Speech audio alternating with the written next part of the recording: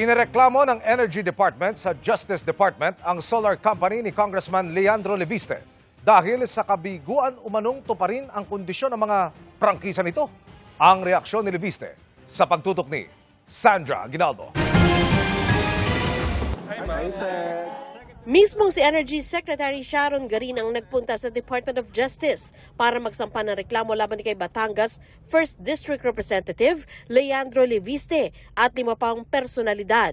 Sa complaint affidavit, sinabing hindi umano tinupad ni Leviste ang mga kondisyon sa prangkisa nito. Ang tinutukoy ng DOE, ang 25 years na prangkisa na ibinigay sa Solar para sa Bayan Corporation, kung saan daw chairman, president at CEO si Leviste. At director naman ang 5 pang ibang personalidad.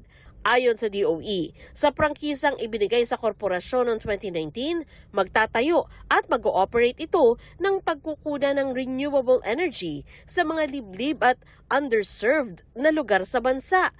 Nakasaad daw na marerevoke ang prangkisa kung hindi makapag-ooperate ng tuloy-tuloy ng 2 taon.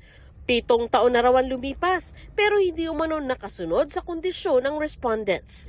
Sabi pa ng DOE, wala umano itong proyekto pero nakapagbigay naman umano ng renewable energy sa ilang kumpanyang nasa ilalim ng Solar Philippines Power Project Holdings Inc. na 100% na pag-aari ni Leviste. Sabi naman ng DOJ, pag-aaralan pa ang reklamo ng DOE at kung may sapat na batayan ay magsasagawa sila ng preliminary investigation. Sabi naman ni Leviste, kapansin-pansin na ang pagsasampan ng reklamo sa DOJ ay sabay sa resolusyon ng Batangas Congressman laban sa kanya.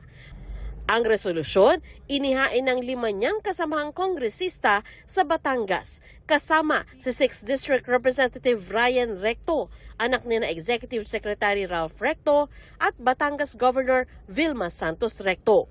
Tinawag nilang walang basihan, malisyoso at irresponsable ang mga aligasyon ni Leviste ng korupsyon laban kay Secretary Recto. Sandra Aguinaldo, Nakatutok, 24 Oras.